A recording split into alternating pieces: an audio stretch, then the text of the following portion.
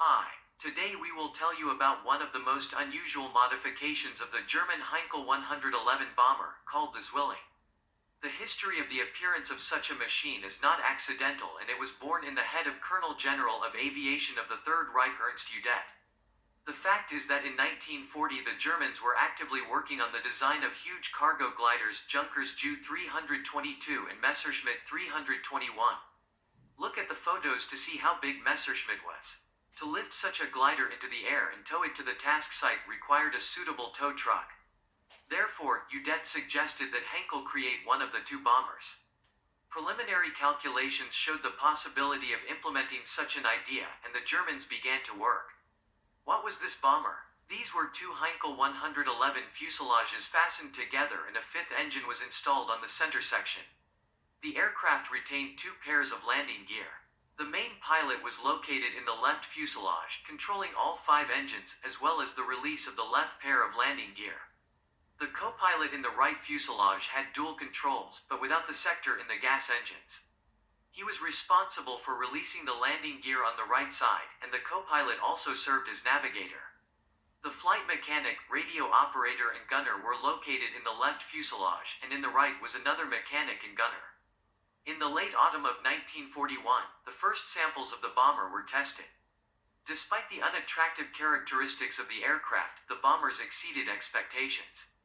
Within 3 months after the first flight, both aircraft were delivered to the test center, and Heinkel received an order for 10 more aircraft.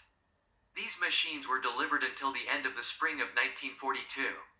Despite the fact that the main task of the aircraft was to transport, the Heinkel bombers were not defenseless. In the right fuselage mounted 20mm aviation gun, and in the left MG-15 machine guns. At the top of each fuselage mounted MG-131, and in the rear on the sides of the same MG-15. But the options for arming the aircraft could differ from each other.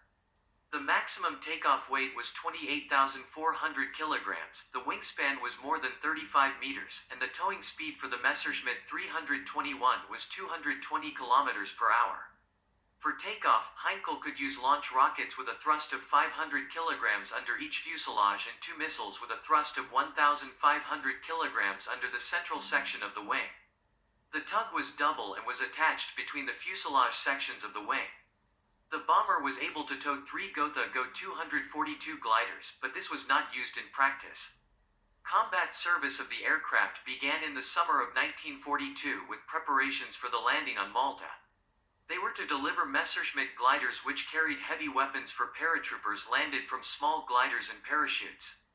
But the Operation Hercules did not take place.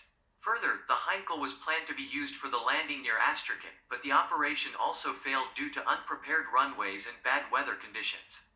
Heinkel did not have time to help the 6th Army, which was surrounded in Stalingrad.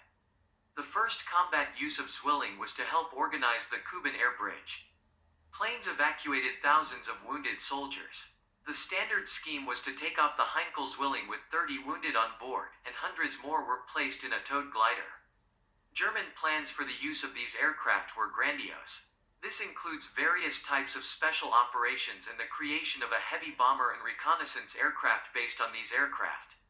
But mostly the planes performed normal transport operations. However, with this task they coped perfectly.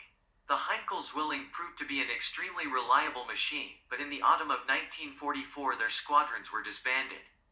By this time, only 4 of the 12 aircraft had survived. Thank you for watching this video to the end. Subscribe to our channel and enable notifications about our videos so that you don't miss anything. See you in new videos.